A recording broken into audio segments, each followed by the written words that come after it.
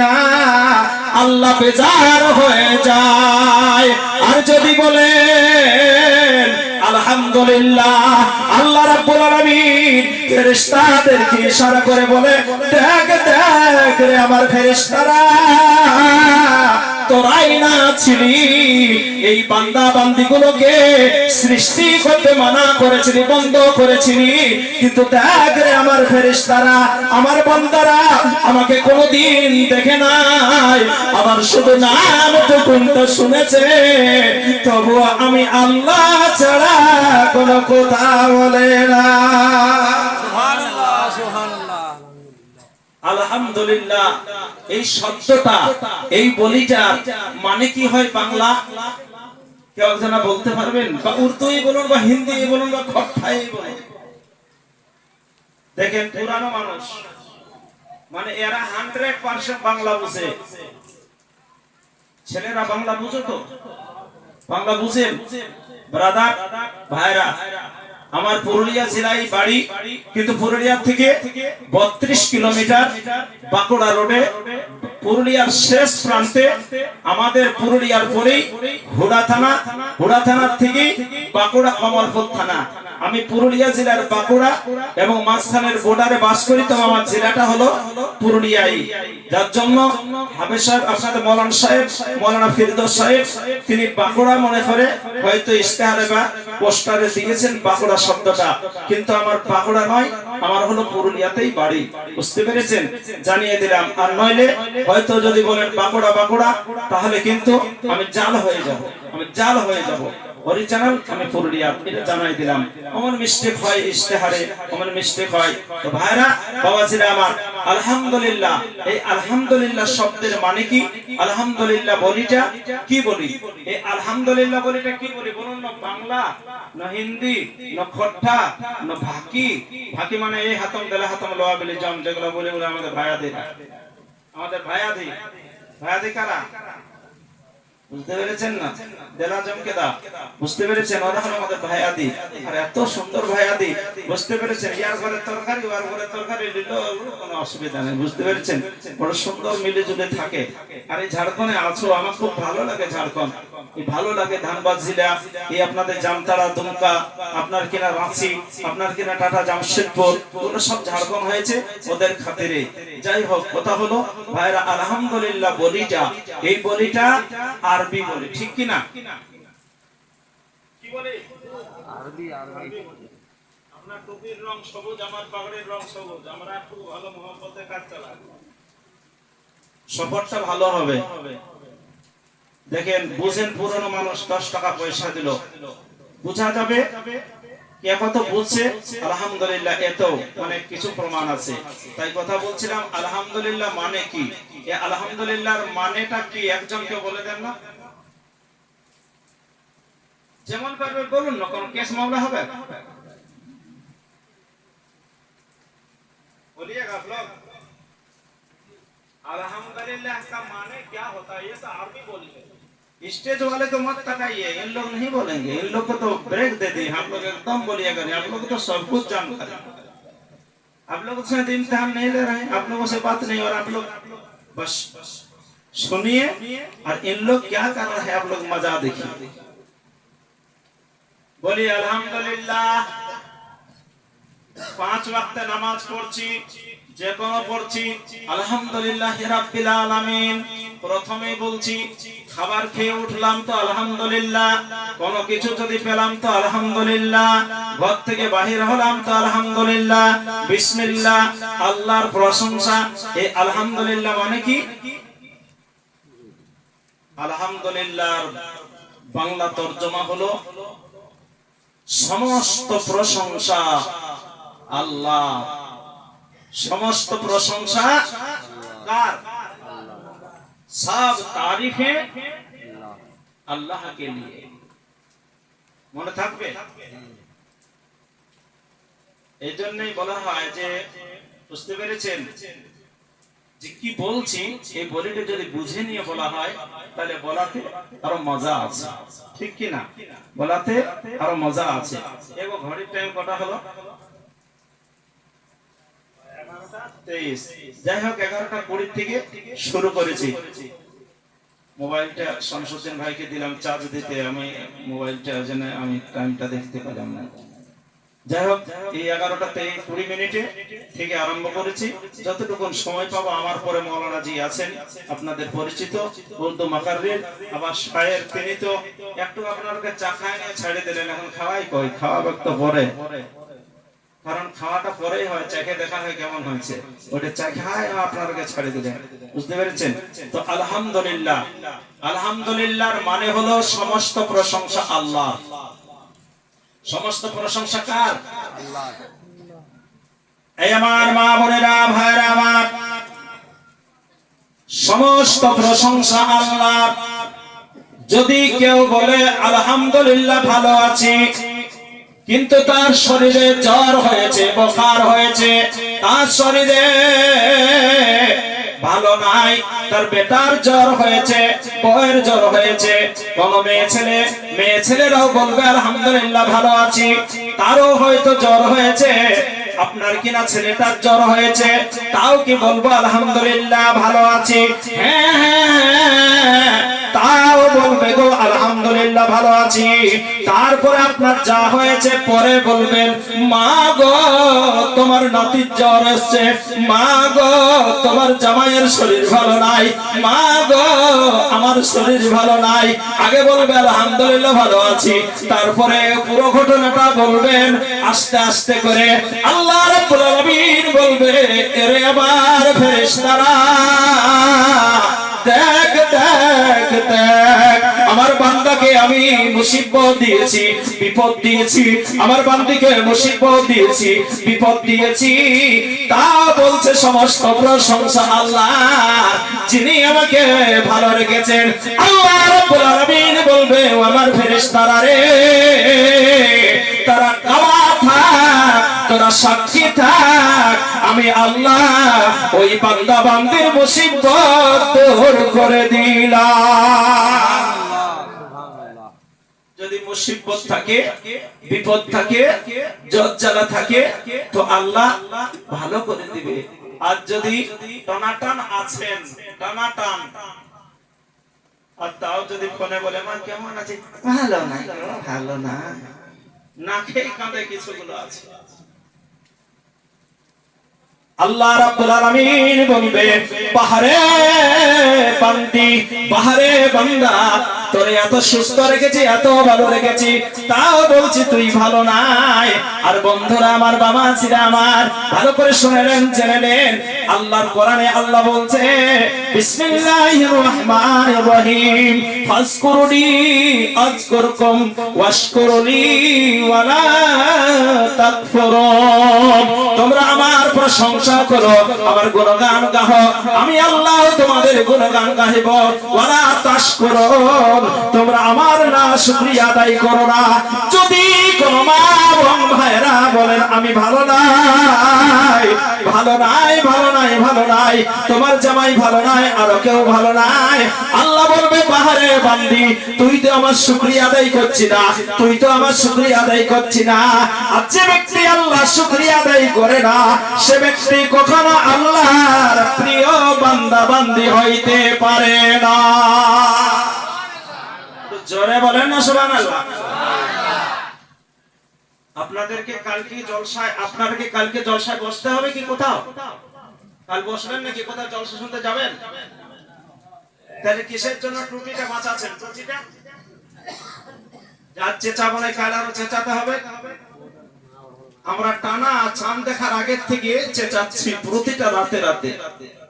আগামীকাল খেজুরিয়াতে করবো, পরশু দিন করবো আপনাদের এই জামতারাতে, কোন জায়গায় যে নামটা বেশ ভুলে যাচ্ছে,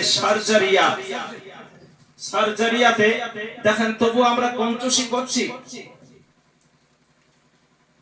আপনাদের মতন যদি হইতাম তাহলে লালাই লালাই হালকা ঘুরে নিয়ে বলতাম, গরুরও কষ্ট না আর আমারও গোটা চিপতে হইতো না।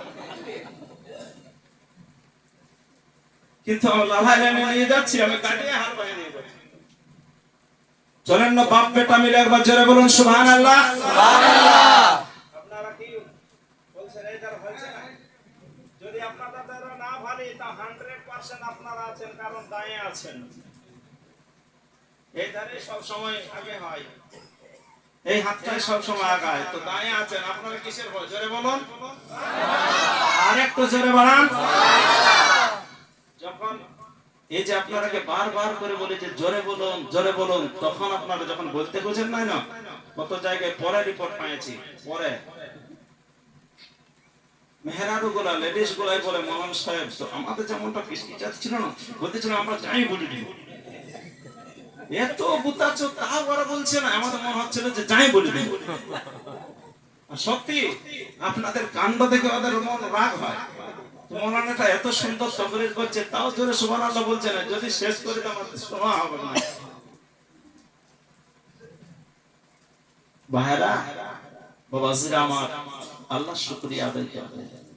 এই যে বৃষ্টি হলো, জল হলো, আপনাদের জলসা হয়তো যেটা আপনাদের মনোবাড় ছিল সেইটা হলো নাই, তাতে কি আপনাদের মনে কষ্ট হচ্ছে?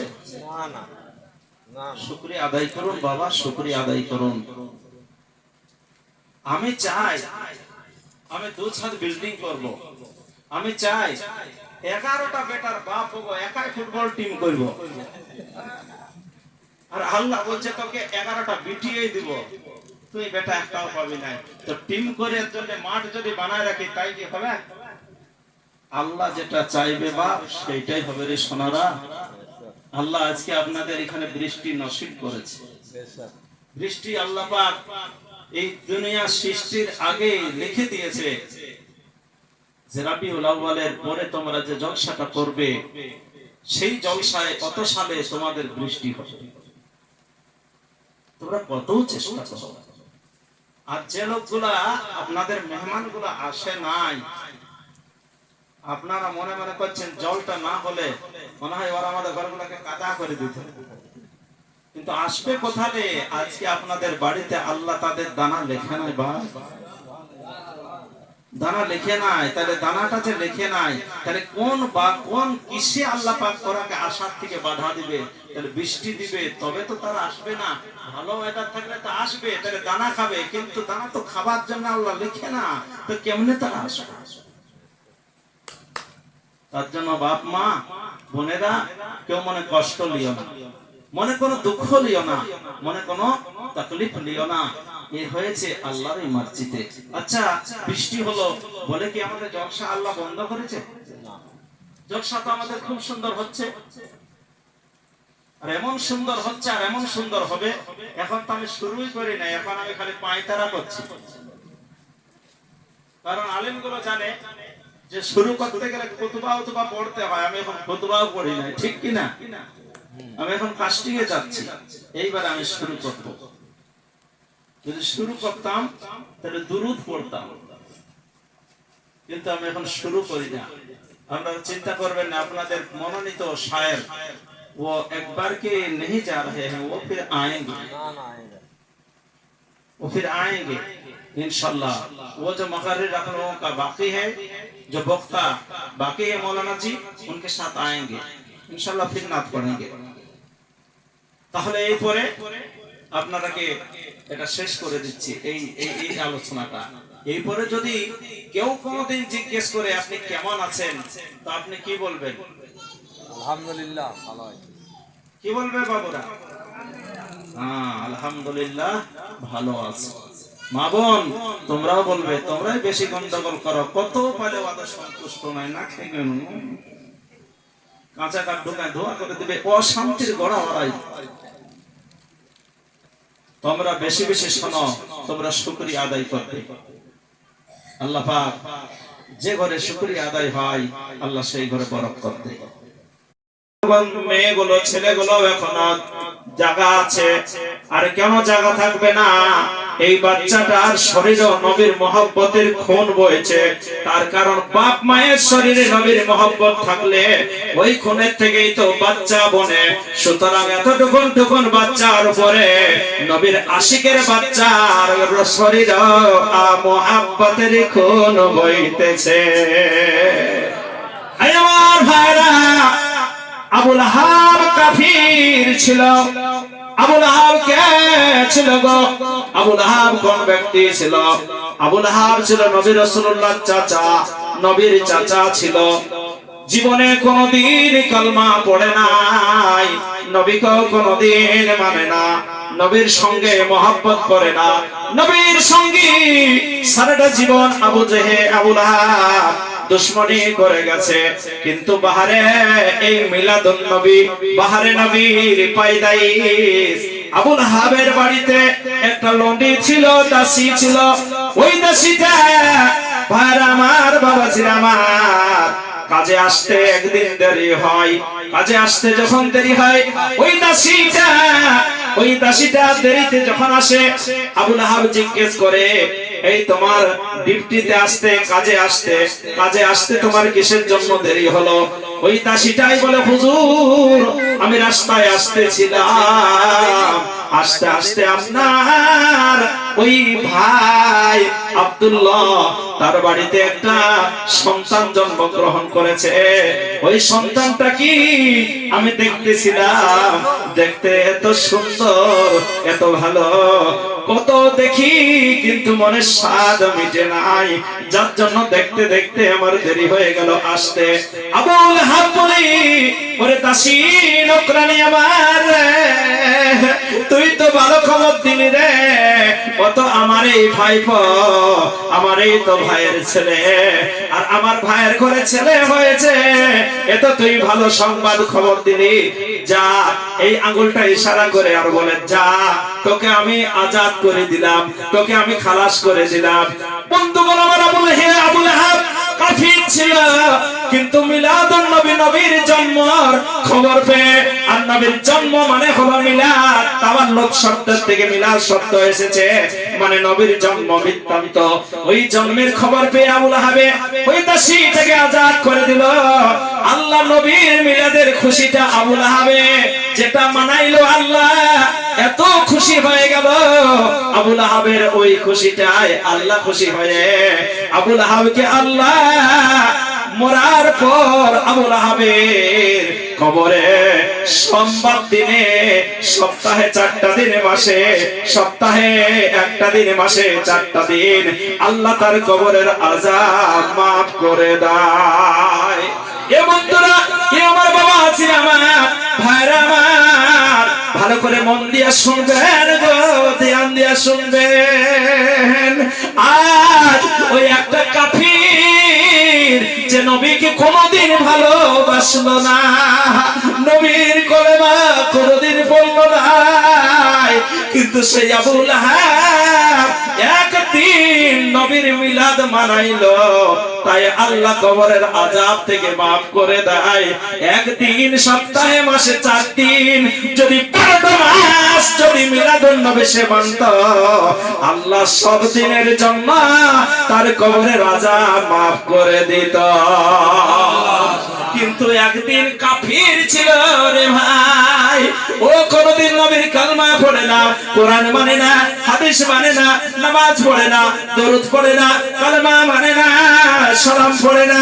শুধু একদিন যেদিন নবীর জন্ম হয়, সেই দিন নবীর জন্মের খুশি মানিয়েছিল, তার জন্য আল্লাহ সেই দিনটাই শুধু সোমবারে কবরের আযাব থেকে আল্লাহ কিন্তু মাফ করে দেয়। তাই বন্ধুগণ, এই যে ঘটনাটা আপনাদের কাছে বলছি, এটা বুখারী শরীফের হাদিসের কিতাব। বুখারী হলো কোরআনের পরেই বুখারীর মর্যাদা, কোরআনের পরেই বুখারী শরীফের মর্যাদা। ওই বুখারী কিতাবেতে বর্ণনা রয়েছে, এ বন্ধুরা, একটা কাফির, একটা বেদীন যদি নবীর মিলাদ মানানোর কারণে কবরের আযাব থেকে যদি মাপ পাইতে পারে, আমরা তো নবীর কালমা পড়েছি, নবীর উপরে দরুদ ও সালাম পড়ি, আর আমরা বছর বছর মিলাদুন নবী মানাই, তো ইনশাআল্লাহুল আজিজ আল্লাহ আমাদের কবরের আযাবকে মাফ করে দিবেন। আবু লাহাব কাফির হইয়া, আবু লাহাব কাফির হইয়া, মিলাদুন নবীর খুশি হইয়া, জোরে বলুন সুবহানাল্লাহ, আরেকটু জোরে বলুন সুবহানাল্লাহ। আপনারা মিলাদুন নবীতে খুশি ন বেজার? এটা সবাই জোরে বলুন, খুশি ন বেজার? বলতে হবে বাবারা সবাইকে, কারণ ক্যামেরা হচ্ছে, রেকর্ডিং হচ্ছে, ভিডিও ক্যামেরা হচ্ছে। আজ যদি আপনি না বলেন কাল ধরা পড়ে যাবেন ভিডিও ক্যামেরায় শুধু বসেছিলিস বা আছি রাজি ন বেজার, তখন তো তুই কিছু বলিস নাই, তখন আফসোস করবেন যে এ আল্লাহ আমি কিন্তু বলি নাই, এই তো ধরা পড়ে গেলাম। তাই ক্যামেরা হচ্ছে বাবারা, ভিডিও হচ্ছে, রেকর্ডিং হচ্ছে, একটু জোরে বলুন না আপনারা খুশি ন বেজার? খুশি। রেকর্ডিং হচ্ছে, কে রেকর্ডিং করছে রে বাপ? কে রেকর্ডিং করছে? আমার ছেলেরা করছে নাকি? না না না, রেকর্ডিং করনে वाला কে? কেরামানে কাতেবিন রেকর্ডিং করে গো রাত দিন। জোরে বলো না। আরে কেরামানে কাতেবিন ক্যামেরা করে গো রাত দিন, সেই ক্যামেরা দেখবে কখন কবরেতে যাবে যখন, সেই ভিডিও দেখবে কখন হাসরেতে উঠবে যখন, সেই ক্যামেরা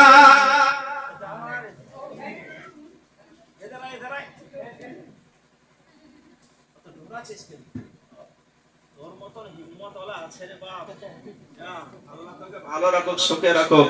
সুবহানাল্লাহ। দেখো এতটুকুন যখন বাচ্চাগুলো কত হিম্মত, সব আজ ছেলে আসতে পারবে না, মুতিয়ে নেবে কে দাড়িগুলো দেখে পারবে না। কত মা বাবা ঠেলে ঠেলে ঢুকায় বলে যা সালাম করবে না, কিন্তু দেখো ইশারা করে দিলে যা দিয়ে যা দিয়ে কে হয় লাতি। দেখো নানা দাদু না নানা দাদু, আরে রুপিয়া সে সুদ পিয়ারা আর বেটা সে লাতি পিয়ারা। বলুন সুবহানাল্লাহ। রাগ করবেন না। কেউ যদি সুদ খায়, সুদ এই 20 টাকায়, এই 20 টাকায় প্রতিদিন 1 টাকা করে, তো যখন 40 দিন হয়ে যাবে তখন ওর সুদ হলো কদিন? 20 টাকায় কত টাকা হলো? 1 টাকা করে যদি হয় 20 টাকা 40 দিনে 20 টাকায় হবে 40 টাকা। হ্যাঁ, তাহলে ওই সুদখোররা কি বলে?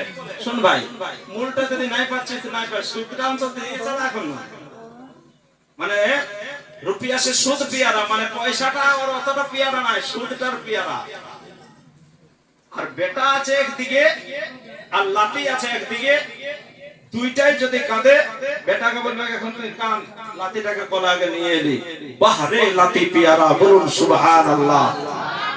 সেই জন্য দেখবেন বাপ মা যদি কোনোদিন লাঠিনাকে মারে তো দৌড়ে এসে যদি নানির বা দাদির যদি আঁচলের তলে ঢুকে দেয় আর লুকাই দেয়, বাপ মায়ের সাহস হয় না তার কাছে থেকে কাড়ে নিয়ে দুচর মারবো বলে বাহারে নানা নানি দাদা দাদির আঁচল। জোরে বলুন সুবহানাল্লাহ। শুধু মায়ের আঁচলের তাসির আছে তা নয়, আরে দাদা দাদির আঁচলেরও তাসির আছে। জোরে বলুন সুবহানাল্লাহ। আর একটু জোরে বলুন সুবহানাল্লাহ।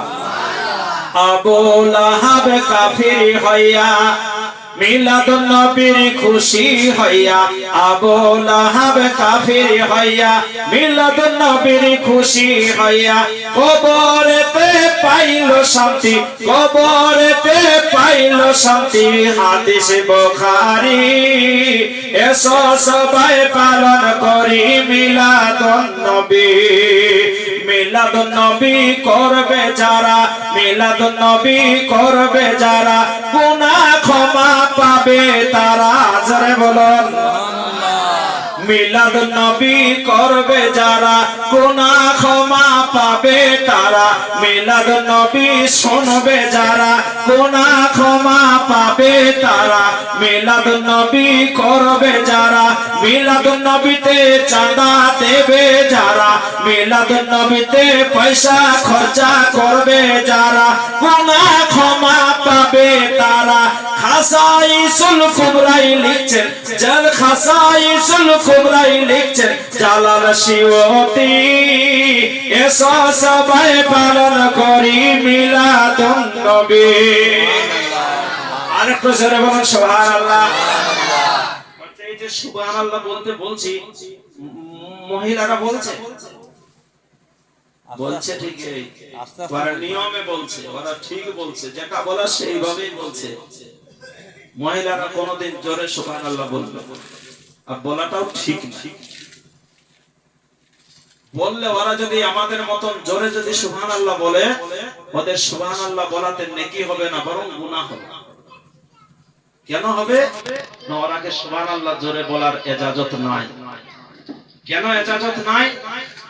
আপনার বাড়ির মেয়েটি, আপনার বাড়ির বৌমা, আপনার স্ত্রী বাড়িতে যদি কোরআন শরীফ তেলাওয়াত করে, তো এমন ভাবে তেলাওয়াত করবে, এমন ভাবে কোরআনটা পড়বে, যে রুমটাই পড়বে সেই রুমটার থেকে আগনা পর্যন্ত যেমন আওয়াজ না যায়। যে ঘরটাতে পড়বে তার পাশের ঘরওয়ালা যেন শুনতে না পায়, এত আস্তে আস্তে পড়বে। তার কারণ মেয়ে ছেলের শরীরটা যেমন পর্দা, সেরকম মেয়ে ছেলের গলার আওয়াজটাও পর্দা।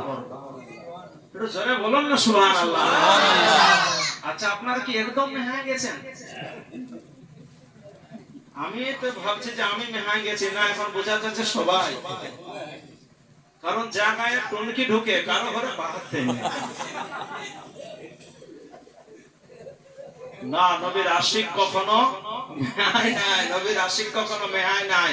আশিক একটু গরম হতে দেরি হয়, গরম হয়ে গেলে আর নরম হয় না। কারণ আশিক হয় মোটা লোহা, আর মোটা লোহা যেমন গরম হতে দেরি হয়, তেমন ঠান্ডা হতেও দেরি হয়। তো নবীর আশিক হলো তাই। তো বলছিলাম যে মহিলারা,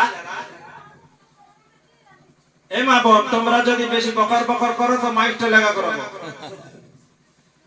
তাহলে যাই হোক আমার আজকে ছুটিও হবে।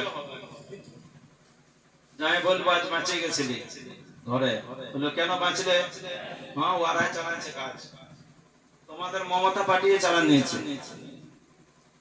শোনো মা, চুপচাপ দিয়ে শোনো, বড় কষ্ট করে এসেছি, আর বেজার হয় না আমরা বলতে। তার কারণ মানুষ খরচা করে জলসা করে, আমরা যদি বেজার হয় তাহলে কেমনে চলবে? কথা বলছিলাম যেটা সেটা শোনো। তোমরা যে ভুলগুলো করো, তোমাদের ভুলগুলো তো সংশোধন করতে হবে আমরাকে। এই পাশের বাড়িটায় যদি, এই পাশের বাড়িটায় মহিলা যদি কোরআন তেলাওয়াত করে, কোরআন পড়ে, তার পাশের বাড়িওয়ালা যেন গলার আওয়াজটা, কোরআন তেলাওয়াতের আওয়াজটা না শুনতে পায়।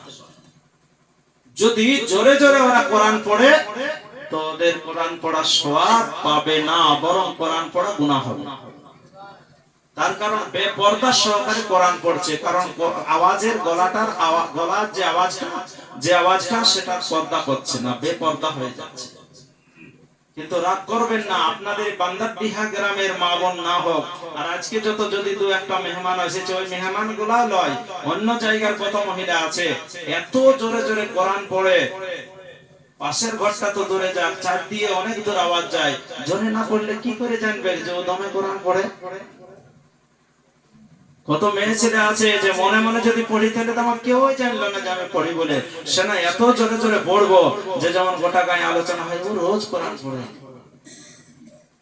না, অমন করো না।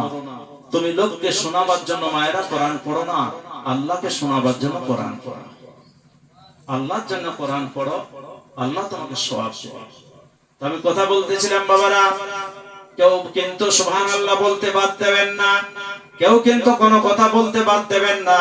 যে বাদ দেবেন সেই দিন কিন্তু আফসোস করবেন, যেদিন কিয়ামত হবে গো। কেরামান কাতিবিন কি বলবে? কেরামান কাতিবিন রে, তোরা তোদের রেকর্ডিং করা ক্যাসেটটা, তোরা রেকর্ডিং করা চিপসটা আমার কুদরতি চিপসে লাগিয়ে দে, এ কুদরতি মেশিনে ঢুকা। আমার কুদরতি মেশিনে ঢুকাইবে, ঢুকানোর পর আপনার কিনা সিটি বা ওই ক্যামেরার মতো ছবিটা আপনাকে দেখানো হবে।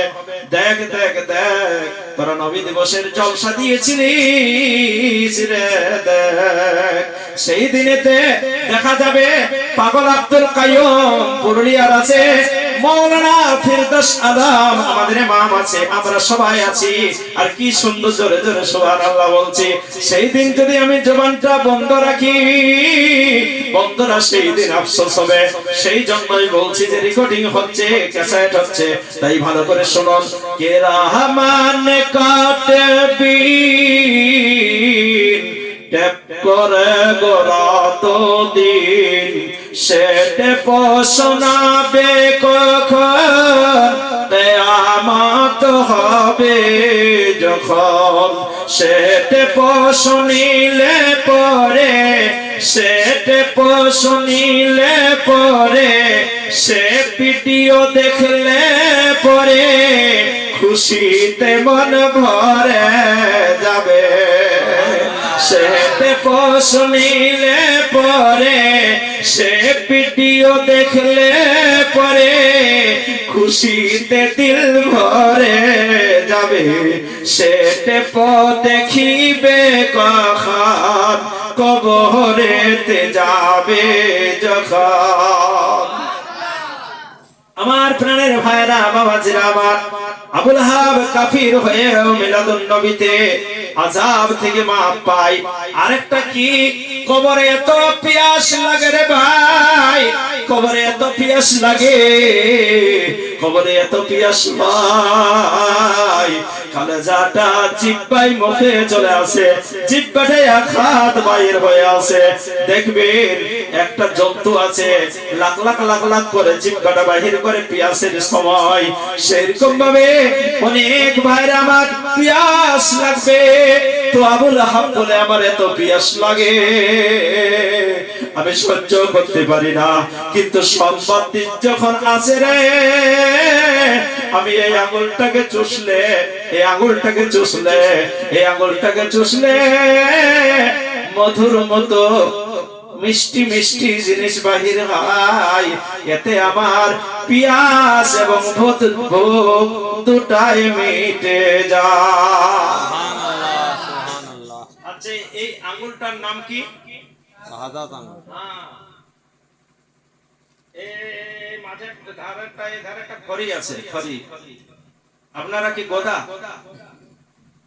এই আঙুলটার নাম কি? শাহাদাত। আপনারা? শাহাদাত।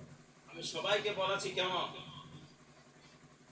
এই বলার তরুণে নেকি পাওয়া যাবে, বলার তরুণে নেকি পাওয়া যাবে। তো যখন এই ধারের গোলায় পাবে না নাকি কিয়ামতের দিনে, তখন আমাকে দোষ দিবে আল্লাহ। আমরা কি বই শুধাই? আমরা বলি নাই, আমরা তো শুধাইলে বলতাম, আল্লাহ বলবে ইয়ারকে শুধাইনি কেন, ইয়ারা কি দোষ করেছিল? সেই দিন আমার দিয়ে ঠেলে দিবেন, কারণ ইমাম সাহেব নামাজ পড়াবে। আল্লাহ, আমি তো নামাজ পড়েছি, ইমাম ভুল করেছে আমি কি জানি, দেখো ইমামের সঙ্গে লাগাও, মানে ইমামের দিয়ে ঠেলে দিবেন। বুঝতে পেরেছেন? তো সেইভাবে, সেই জন্য জিজ্ঞেস করছি এই আঙ্গুলটার কি নাম? শাহাদাত। আচ্ছা, এই আঙ্গুলে, এই আঙ্গুলে গুল করা যাবে? এই আঙ্গুলে মানজাম করা যাবে? শোনেন, এই আঙ্গুলের আদব করবেন। এই আঙ্গুলে গুল ঘষবেন না, এই আঙ্গুলে, শাহাদাত আঙ্গুলে গুল ঘষবেন না, মানজাম ঘষবেন না। এই আঙ্গুলে খৈনিক ডিবাতে চুনটা নিয়ে দক্তাটাতে দেবেন না, এই আঙ্গুলটাতে, এই আঙ্গুলটাতে দেবেন, নইলে এই আঙ্গুলটাতে দেবেন, নইলে আপনার কিনা ওই ডিব্বার ঢাকন থেকে বাহির করবেন। এতে চুনা লাগাবেন না, এতে, বুঝতে পেরেছেন, পান দোকানের চুনা নিয়ে এতে খাবেন না। তার কারণ হলো এই এই এই আঙ্গুলের কত আদব দেখো। কেউ যদি পায়খানা পরিষ্কার করে সকালে পায়খানা যাওয়ার পর, তাহলে কিন্তু এই তিনটা আঙ্গুলে ধোয়ার সিস্টেম, এই তিনটা আঙ্গুলে ধোয়ার সিস্টেম, এই চারটাকেই লাগানো চলবে না, কারণ এই শাহাদাত আঙ্গুলে ধোয়ার সময় যেন না লাগে পায়খানা। সেই জন্য একে এইভাবে নিয়ে এইভাবে ধোও। তাহলে বুঝুন, যদি এতে পায়খানা লাগানো চলবে না, তাহলে এতে চুনা আর এই সব কেমনে লাগানো যাবে? কিন্তু কত মুসলমান ভাইরা আছে বুঝে না, ওরা এইটাতে ঘষার ঘষার দেয়। বুঝতে পেরেছেন? আল্লাহর নবী বলে, তোমরা জানো না, ওরে আমার উম্মত উম্মতেরা, তোমরা কি শোনো না, দেখো না, আমি রাসূলুল্লাহ সাল্লাল্লাহু আলাইহি ওয়াসাল্লাম যখন বাচ্চা ছিলাম, আমি যখন বাচ্চা ছিলাম, এই আঙুলটা ইশারা করেছি, চাঁদ ঘুরেছে। আমাকে আবু জেহেল যখন জিজ্ঞেস করেছিল, ওগো নবী, তুমি যদি সত্যিকার নবী হয়, এই আঙুলটা আমি ইশারা করেছি, চাঁদটা দু টুকরো হয়ে গেছে, এই আঙ্গুলটা আমি ইশারা করেছি ডুবা সূর্য ফিরে গেছে। আচ্ছা বলুন তো দেখি, এই আঙ্গুলটার কত তাসির দেখেন। যে কোনো জিনিস দেখান আপনি কাকো, যে দেখো ওই জানলাটার কাছে আমার কুলের ডিবাটা আছে, ওই কোন জানলাটায় ওই যে কোন আঙ্গুলটা বাড়ে শাহাদাত বাহরে, এই সব সময় আগে থাকে, সব সময় আগে থাকে। কিন্তু যেখানে একটু গন্ডগোল কাজ, যেমন হয়তো নাপাক টাপাক ইত্যাদি, ওতে কিন্তু আগে থাকবে না। বুঝতে পেরেছেন ভাইরা আমার, বাবাজিরা আমার? এই আঙ্গুল খুব ভালো, আর এই আঙ্গুল খুব বিপদের আঙ্গুল বটে এটা। বুঝতে পেরেছেন? দেখবেন যদি কারোর সঙ্গে কোনো কিছু কথা হয়, তো দেখবেন বলবে তোর থেকে খারাপ নাই, তোর থেকে বদমাইশ নাই, তোর থেকে বাজে লোক নাই।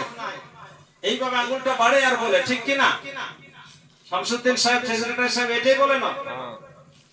না পাচ্ছে এইভাবে বলে তোর থেকে খারাপ। হ্যাঁ,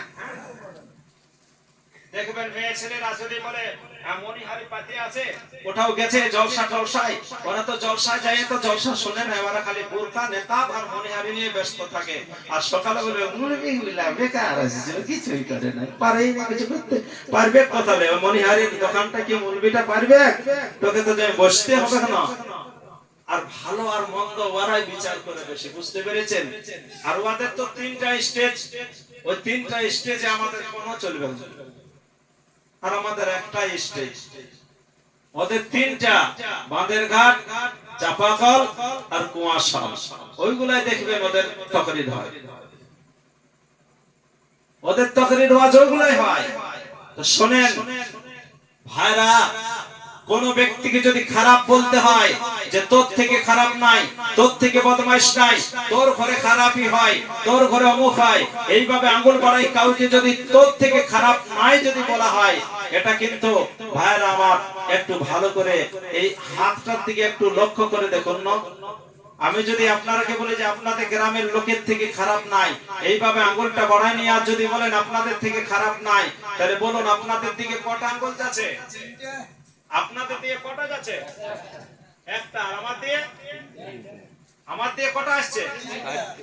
আমার দিয়ে, বুঝতে পেরেছেন, একটা নিচে যাচ্ছে, আর আপনাদের দিয়ে যাচ্ছে একটা, আর আমার দিয়ে আসছে তিনটা। মানে আপনারা 1 গুণ খারাপ, আমি 3 গুণ খারাপ। সেই জন্য কাউকে খারাপ বলার আগে নিজেকে নিজে বিচার করবে। কাউকে খারাপ বলার আগে নিজের বিচারটা করব আমরা। কাউকে মন্দ বলার আগে নিজের বিচার করব। ভাইরা আমার, বাবাজিরা আমার, সেই জন্য এইটাই ইশারা করছে তোর থেকে খারাপ নাই, মানে ওরা হলো যাকে বলছে সে 1 ভাগ, আর এই দিয়ে 3টা আঙ্গুল বলছে তুই নিজেরটা ভাব, নিজেরটা দেখ। ইশারা দিচ্ছে। আমার ভাইরা আমার, বাবাজিরা আমার, আল্লাহ রাব্বুল আলামিনের কাছে এত আপনারা প্রিয় হয়েছেন, এত ভালো কাজ করছেন, এই নবীর খুশিতে, নবীর জন্ম দিবসের খুশিতে যে ব্যক্তি খুশি হয়, আল্লাহ রাব্বুল আলামিন কাল কিয়ামতের ময়দানে নবী পাকের শাফাআত নসিব করে দেয়। এই আমার ভাইরা, বাবাজিরা আমার, আপনাদের এখানে জুলুস হয়েছিল? একটা জুলুসের নিয়ে গজল পড়বো, দেখবেন। সেই জন্য ছোট ছোট বাচ্চারা এই কথা বলে থাকে, মা গো ও মা, গোসল করাইয়া দাও, পাঞ্জাবি পরাইয়া দাও, সুগন্ধি লাগাইয়া দাও, যাব প্রিয় নবীর জুলুসে, মাগো বছর ঘুরে মিলাদুন নবী এসেছে, মাগো বছর ঘুরে মিলাদুন নবী এসেছে। এই পবিত্র দিনে এসেছিলেন নবী, তাই তো আনন্দ করেন তো জানে করে বলুন নবীকে ভালোবেসে যাও ভক্তিতে সালাম জানাও নবীকে ভালোবেসে যাও সব সময় সালাম জানাও যাকে আল্লাহ তাআলা ভালোবেসেছে মাগো বছর ঘুরে মিলাদুন নবী এসেছে মাগো ও মা গোসল করাইয়া দাও পাঞ্জাবি পরাইয়া দাও যাব প্রিয় নবীর জুলুসে মাগো বছর ঘুরে মিলাদুন নবী এসেছে ঠিক কি না ছোট ছোট বাচ্চারা বলে না মা জলদি আমাকে স্নান করে দাও মা জলদি গোসল করে দাও নতুন জামাগুলো কোথায় আছে দাও আতরটা দাও আতর লাগায় খুশবু লাগায় নতুন জামা পরে আর একবারে ছেলেগুলো দেখবেন আগে আসে আসে কিনা সুগন্ধ সুগন্ধ লাগায় কত সুন্দর সুন্দর আতর লাগায় তবে হ্যাঁ এখানে একটা কথা পরিষ্কার করে দেব এখানে একটা সাফ সুতরা করে দেব কথাটা আর নইলে কিন্তু পাল্টা হয়ে যেতে পারে সেটা কি এই যে ছোট ছোট মেয়ে ছেলেগুলো এরা তো জুলুসে যায় কিনা আপনাদের এখানে যায় কিনা যাবে কেন যাবে না 10 বছরের নিম্নে 12 বছরের নিম্নে যে মেয়ে ছেলেগুলা কম 12 বছরের নিচে যে মেয়ে ছেলেগুলোর বয়স তারাও ঝান্ডা ধরে জুলুসে যাবে শামিল হবে তার কারণ তো তারা তো নাবালিকা তারা তো এখন সাবালিকা হয় না তারা মসজিদেও যাবে পড়তে কোনো অসুবিধা নাই যখন 12 বছরের ঊর্ধ্বে হয়ে যায় তখন তাদের উপরে ইসলামের সম্পূর্ণ আইনটা লাগু হয় তাহলে ওই যে ছোট ছোট মেয়ে ছেলেগুলো 10 বছরের 8 বছরের 12 বছরের নিম্নের মেয়ে ছেলেগুলো তারাও যায় জুলুসে তবে হ্যাঁ ওরা নতুন জামা কাপড় পরবে তারা ঝান্ডা ধরবে জুলুসে যাবে অবশ্যই তবে সাবধান যেন তারা সুগন্ধ আতর কোন যেন ব্যবহার না করে কথা বুঝে আসছে আতর যেন ব্যবহার না করে কবু নাই ঈদও নাই বকরিদও নাই জুলুসও নাই কোন সময়ের জন্য মহিলারা মেয়ে ছেলেরা আতর লাগানো চলবে চলবে আপনাদের এই এলাকায় না হোক এই পাশাপাশি গ্রামে যেগুলো আছে যারা জলসা শুনতে এসেছে তাদের ঘরের গুলো না হোক কিন্তু কত জায়গার মেয়ে ছেলেরা মোটর সাইকেলে যায় বুঝতে পেরেছেন তাদের গন্ধ পাওয়া যায় যে তারা লাগাইছে রাস্তায় ঘাটে যায় এই মাঝে মাঝে এথা ওথা ঘোরাঘুরি করে আতর লাগায় ওরা সুগন্ধ লাগায় সাবধান যে মেয়ে ছেলে আতর লাগাবে যে মেয়ে ছেলে গায়ে খুশবু দেবে যে মেয়ে ছেলে শরীরে খুশবু লাগাবে ওই খুশবুটা যতদূর যাবে ততদূর ওই আল্লাহর রহমতের ফেরেশতারা তার জন্য বদদোয়া করবে বদদোয়া করবে সাবধান খুশবু লাগানো চলবে না যে মেয়ে ছেলে খুশবু লাগায় শরীরে জানবেন তার দিল পরিষ্কার নাই তার দিল পরিষ্কার নাই আর যে মেয়ে ছেলে খুশবু লাগাবে যে মেয়ে ছেলে আতর ব্যবহার করবে সেই মেয়ে ছেলে জানবেন ভাইরা আমার ও কিন্তু সব সময়ের জন্য লোকের কাছে বদদোয়া নেই লোকের কাছে গান খায় আর রাসূলুল্লাহ সাল্লাল্লাহু আলাইহি ওয়াসাল্লাম বলেছেন সাবধান মহিলারা আতর খুশবু কোনো ব্যবহার করবে না কারণ খুশবু ব্যবহার করবে আমি রাসূলুল্লাহ সাল্লাল্লাহু আলাইহি ওয়াসাল্লাম ব্যবহার করেছি আমার উম্মতরা ব্যবহার করবে কিন্তু আমার স্ত্রীরা কোনোদিন খুশবু ব্যবহার করে না সুতরাং স্ত্রী জাতিরা খুশবু ব্যবহার করবে না জোরে বলুন সুবহানাল্লাহ তার জন্য এটা পরিষ্কার করে দিলাম আর নহিলে এখানে আমার লেখা আছে যে মা গো ও মা গোসল করাইয়া দাও পাঞ্জাবি পরাইয়া দাও সুগন্ধি লাগাইয়া দাও যাব প্রিয় নবীর জলসে মাগো বছর ঘুরে মিলাদুন নবী এসেছে যেদিন আমার দয়াল নবী দুনিয়ায় এসেছে আরশ কুরসি লৌহ কলম সাজদা করেছে যেদিন আমার দয়াল নবী দুনিয়ায় এসেছে আরশ কুরসি লৌহ কলম খুশিতে এসেছে যেদিন আমার দয়াল নবী দুনিয়ায় এসেছে, খানায়ে কাবা খানায়ে কাবা খানায়ে কাবা সাজদা করেছে। যেদিন আমার দয়াল নবী দুনিয়ায় এসেছে, খানায়ে কাবা আমিনার ঘরের দিকে ঝুঁকে গিয়েছে। তাই তো আমরাও খুশি, তাই তো আমরাও খুশি, জলসা জুলুস করতেছি। জোরে বলো, তাই তো আমরাও খুশি, জলসা জুলুস করতেছি। যাকে আল্লাহ তাআলা ভালোবেসেছে, মাগ বছর ঘুরে মিলাদুন নবী এসেছে। আমার ভাইরা, আমার বাবাজিরা, আমার এইবারে আসো একটু নবীর সম্মান নিয়ে আর শোনা যাক। রাসূলুল্লাহ সাল্লাল্লাহু আলাইহি ওয়াসাল্লাম তিনি যখন জন্মগ্রহণ করেন মক্কাতে যখন নবী মুস্তাফা জন্মগ্রহণ করেন 570 খ্রিস্টাব্দে ছিল, 29 আগস্ট ছিল, রবিউল আউয়ালের 12 তারিখ ছিল, সোমবার ছিল, ভোরে ভোরে ছিল। আমার ভাইরা বাবাজিরা আমার, ভালো করে শুনবেন মন দিয়ে।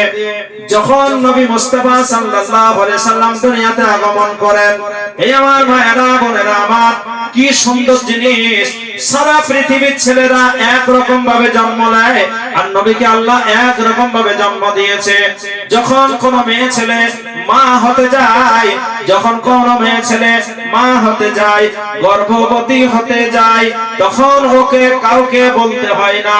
আস্তে আস্তে নিজের এই শরীরটা আলাদা রকম হয়, গোটা দুনিয়ার মানুষ জেনে যায়, গোটা গ্রামের মানুষ জেনে যায়। তার কারণ তার শরীরটার গঠনটা পরিবর্তন হয়, তার পেট বড় হয়, ওজন বড় হয়, ওজন বেড়ে যায়। কিন্তু বাহারে আমার দয়াল নবী আমেনার পেটে এসেছে, আমেনার ঔরসে এসেছে। আমাদের মহিলারা যেমন পরিবর্তন হয়, মা আমেনা পরিবর্তন হয় না।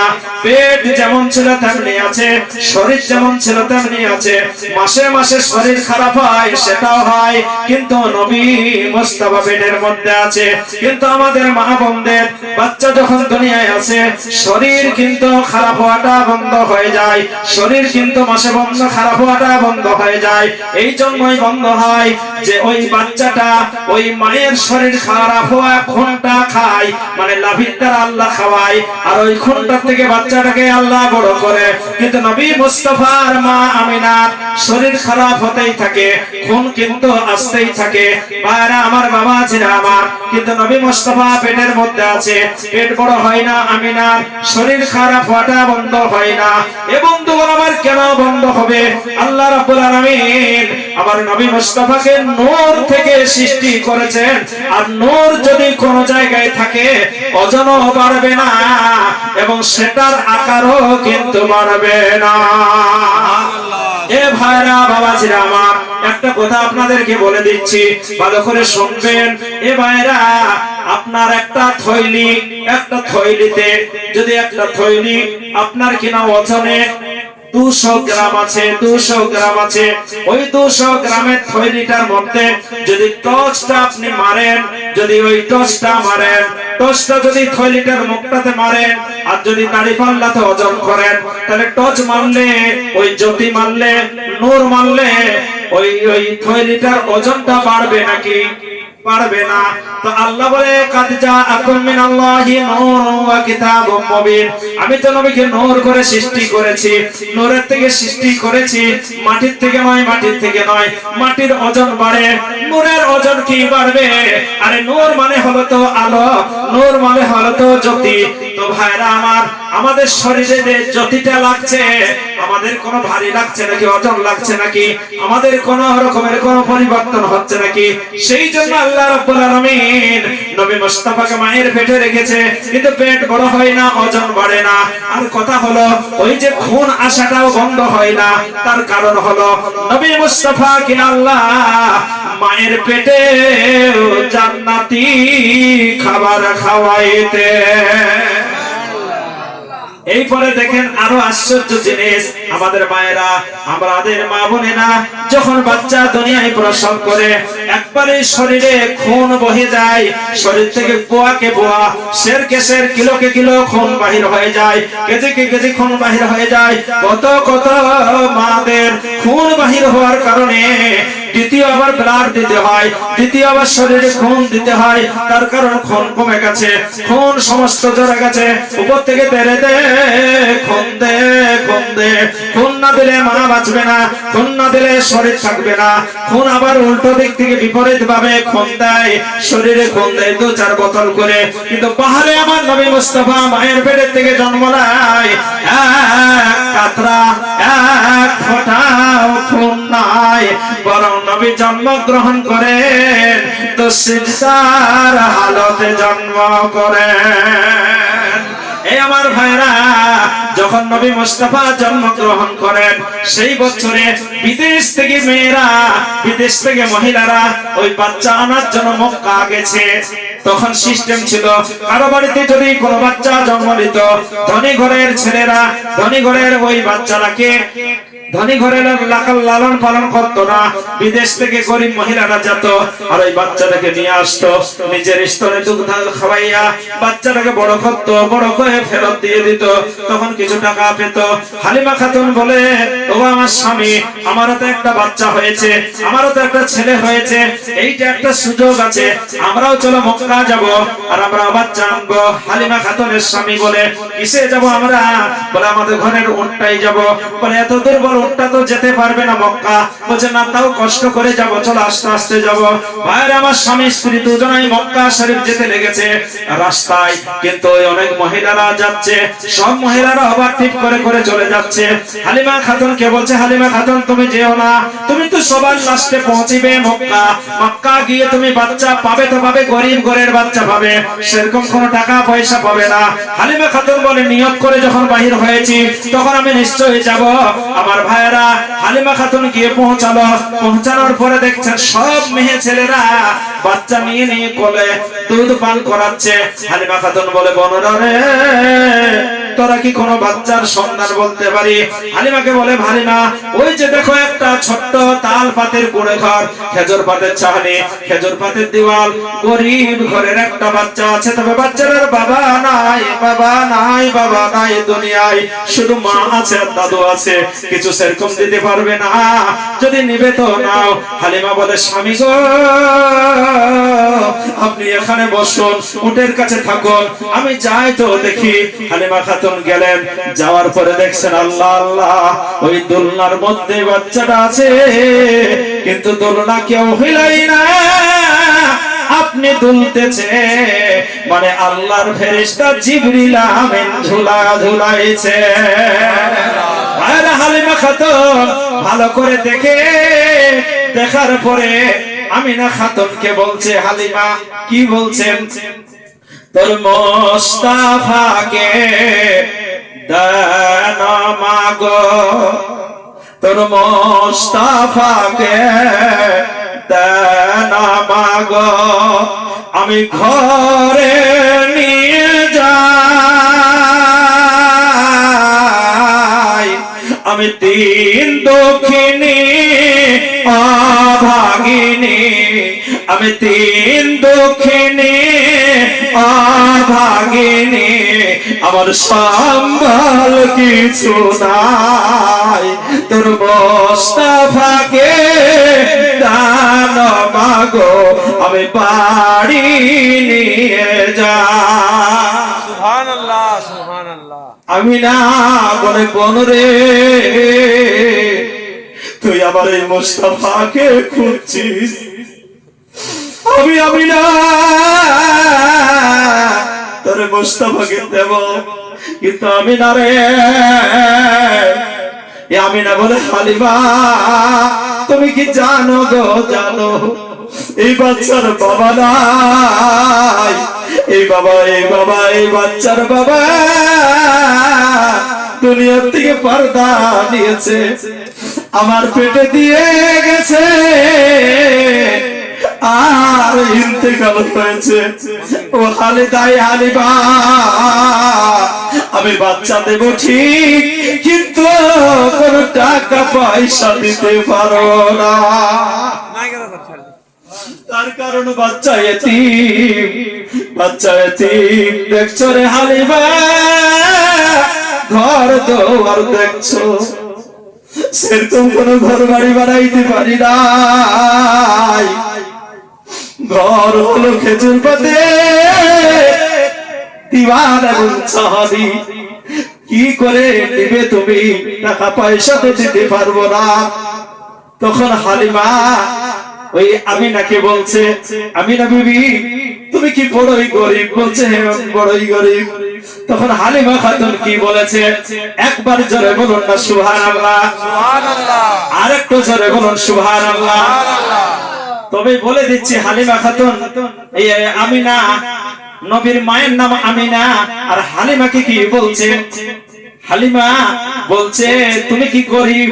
তখন নবীর মা আমিনা বলছে গরিব। তখন হালিমা কি বলছে ওইটা বলে দেব, একবার আরো জোরে বলুন সুবহানাল্লাহ। সুবহানাল্লাহ।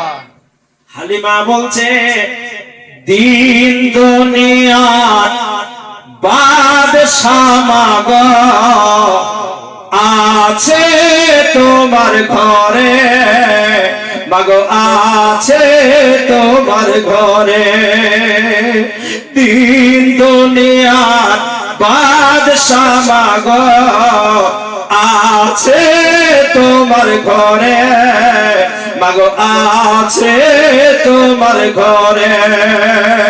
ফেরেশতাদের সঙ্গে মাগো তিনি রাত খেলা করে, মাগো তিনি রাত খেলা করে।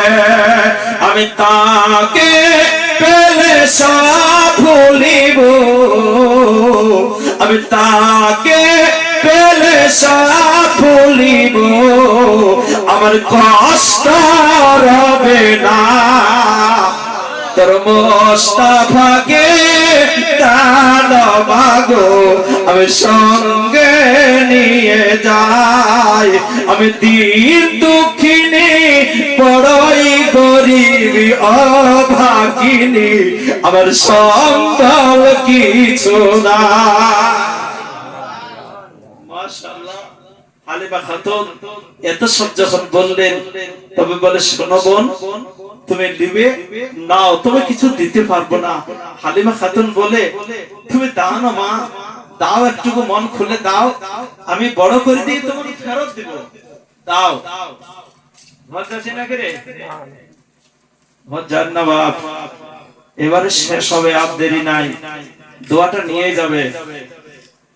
মৌলানা জি এসেছেন, আপনাদের পরবর্তী বক্তা এসেছেন? না না আসেনি, আর আধ ঘন্টা মতো বলুন। আসেনি, আসবে, একটু পরে আসবে।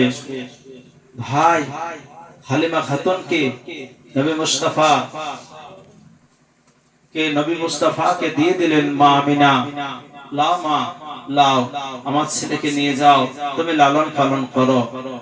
হালিমা খাতুন কোলে বাচ্চাটা নিয়ে চলে এলেন যেখানে স্বামী ছিল, সেইখানে এসে আর পৌঁছালো।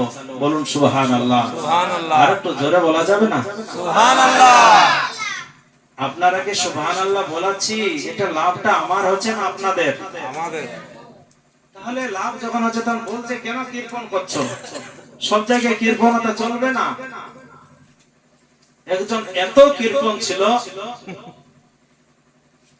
ওর স্ত্রী ওকে বলছে হ্যাঁ গো, বলছে আজ গুড় পিঠা করলে হয়তো নাই, বলছে হ্যাঁ হবে তো। তো বলছে যাও আমি গুড়ি করছি, তুমি গুড় নিয়ে আসো। ও গুড় আনতে গেছে সকাল বেলায়, ও আসছে সন্ধ্যা বেলায়। তো গুড়টা দেখছে একদম জলের মতন। তো বলছে হ্যাঁ গো একটু পুরো পালিয়ে নাই, বলছে পুরো না দিলে আমি কোথায় পাবো। বলছে কোন দোকানে নিলে? বলছে দোকানে নিলে, বলছে ওই গাছটার কাছে গিয়েছিলাম, আর সব ডোরাকে ধরি আর একটু করে বাহির করে আর গ্লাসটা ঢুকাই। তাহলে কত কীর্তন বুঝতে পেরেছেন? যারা বুঝেছে তারা বুঝে গেছে। তো এত সব জায়গায় কৃপণতা চলে না। আরে এখানে সুবহানাল্লাহ যদি বলেন তো লাভ হবে। কেউ কৃপণতা করো না, জোরে বলুন সুবহানাল্লাহ। আরেকটু জোরে বলুন সুবহানাল্লাহ। আমরা কেন সুবহানাল্লাহ জোরে জোরে বলাই বুঝতে পেরেছেন? লাভ দুটা হয়, লাভ দুটা। এক নম্বরে বলনেওয়ালা আপনারা সুবহানাল্লাহ জবার বলবেন, তবার আল্লাহ 90টা করে আপনাকে নেকি দিবে, আপনারা নেকি পাবেন। আর সুবহানাল্লাহ যতবার বলাবো আপনাদের ঘুম পাবেন, আপনারা জাগে থাকবেন, আমি একটু জলসাটা করতে পারবো। আর যদি এরকম হয়ে থাকেন তাহলে আস্তে আস্তে আপনারা তো এরকম হবেন, আমি আস্তে আস্তে এরকম হব। বুঝতে পেরেছেন? সেই জন্য লাভ দুটো, আমারও লাভ আপনাদেরও লাভ। তবে আপনাদের বুঝতে পেরেছেন আখেরাতে লাভ, আমার এখন নগদ নগদ লাভ, মানে জাগে থাকবেন আমি বলবো। সেই জন্য সুবহানাল্লাহ বলাই, বুঝতে পেরেছেন? তো ভাই কথা বলতেছিলাম সেইটা আপনারা শুনুন। শেষ করবো নাকি? না না, আর আধ ঘন্টা মতো বলুন।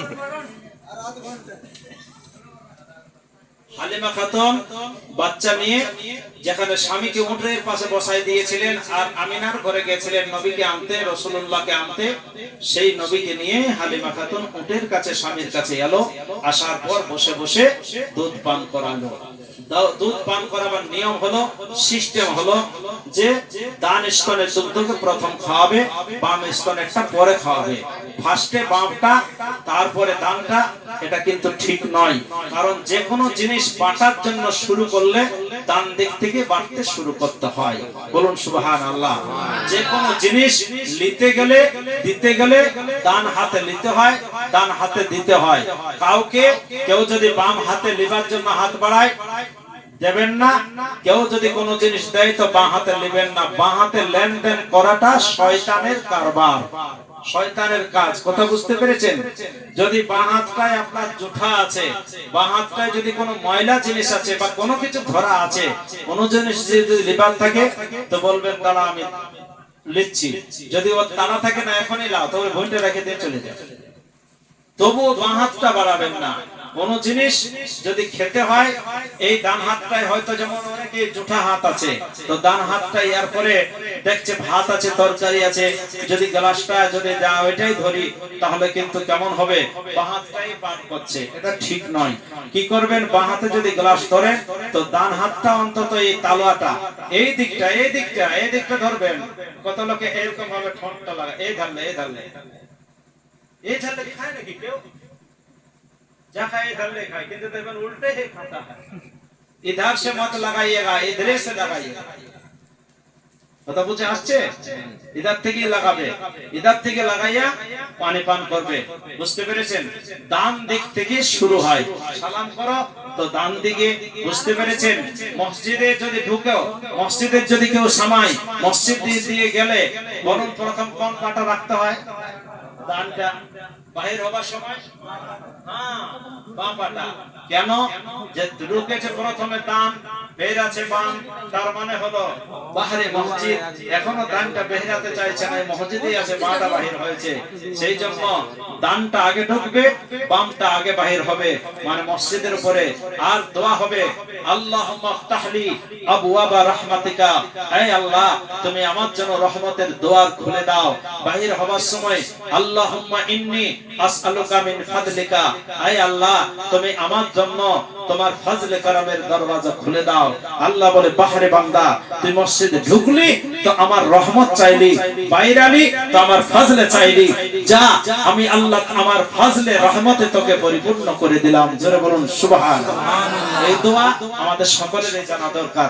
তো কথা বলছিলাম যে চলে এলো হালিমা ওই স্বামীর কাছে, যেখানে স্বামী উটের কাছে ছিল, সেইখানে এসে ডান স্তনে দুধ পান করাইলো।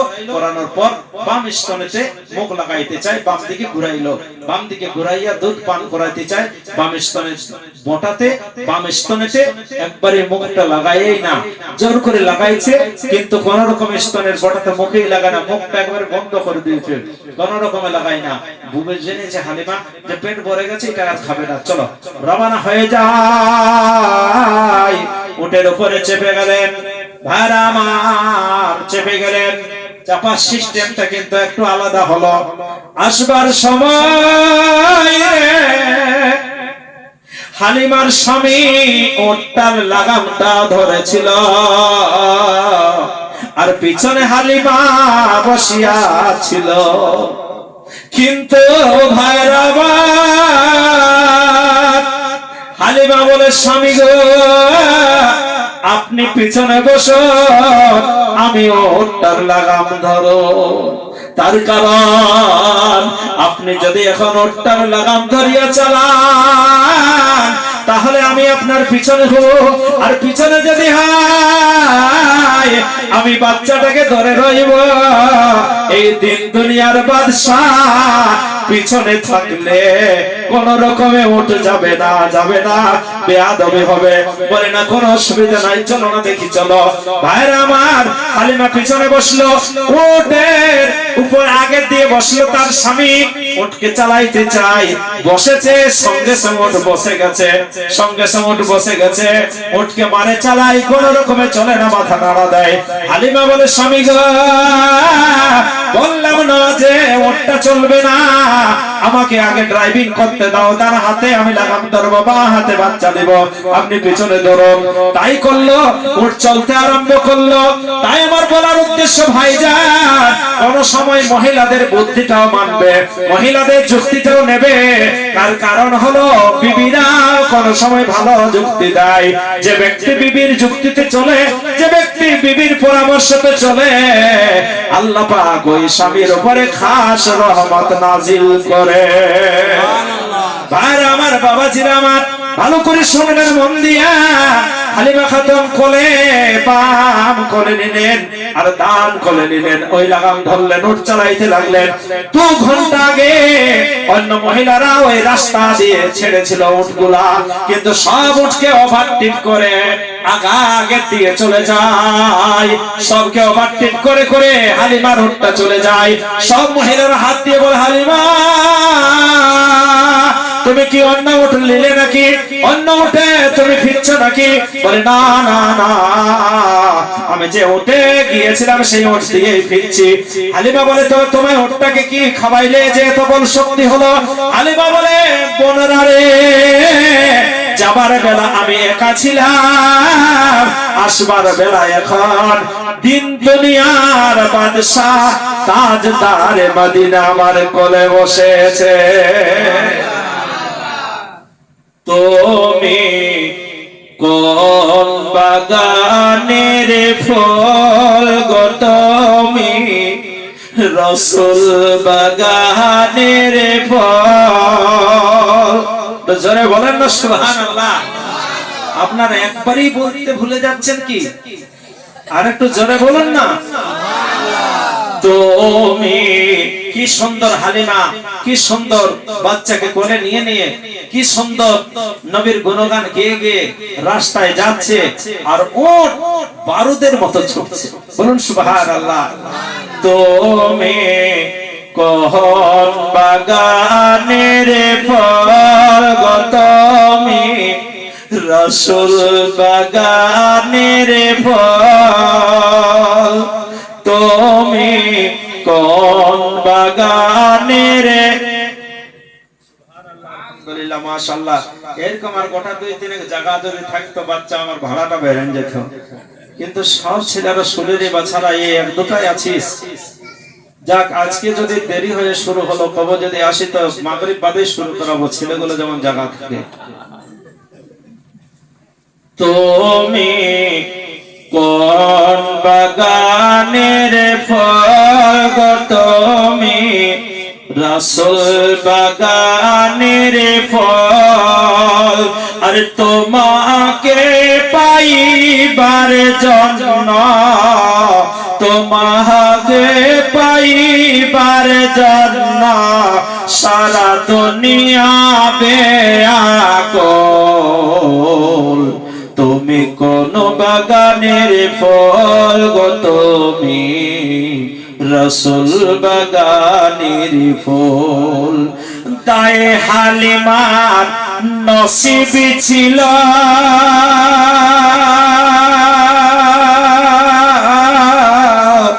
নবীজি তার ঘরে গেল।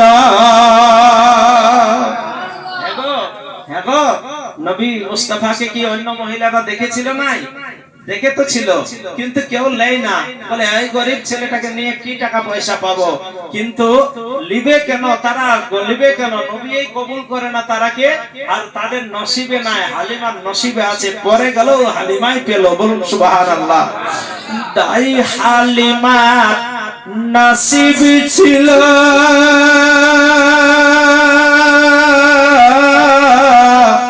নবীজি তার ঘরে গেল,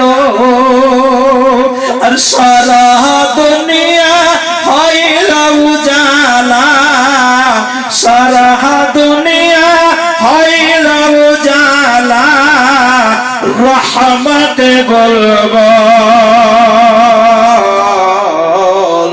তুমি কোন বাগানের ফল গো, তুমি রসুল বাগানের ফল, আর তোমাকে দেখিবার জন্য আমরা হবে আকুল, সবাই বেআকুল। জোরে বলুন,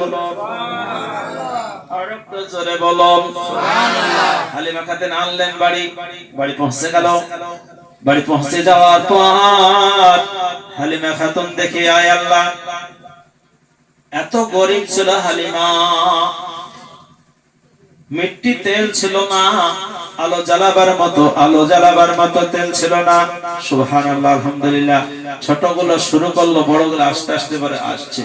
মানে এরা বলছে ফার্স্টে যদি দিয়ে দিই তাহলে শেষ করে দিতে পারে, সেখানে শেষ দিয়ে দেবো, এইভাবে টানতে টানতে সকাল করে দেবো। এরকমই চালান করার কত জায়গা আছে, শেষ দিকে বেশি আসতে থাকে, আর মৌলবীরা ভুক মরিয়া যত আসে তত চালায়। বুঝতে পেরেছেন? আছে তো ইনশাআল্লাহ। আগামীকাল তো খেজুরিয়াতে হবে, আপনারা তো যাবেন কি যাবেন নাই? জল পড়লো বলে ওরা আসে না, নাহলে আজকে আসতো। কাল আবহাওয়া থাকলে যাবেন তো? তাহলে আজকে এখানে শেষ করছি ইনশাআল্লাহুল আজিজ।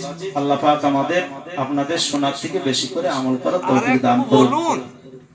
দেখেন 1 ঘন্টা পার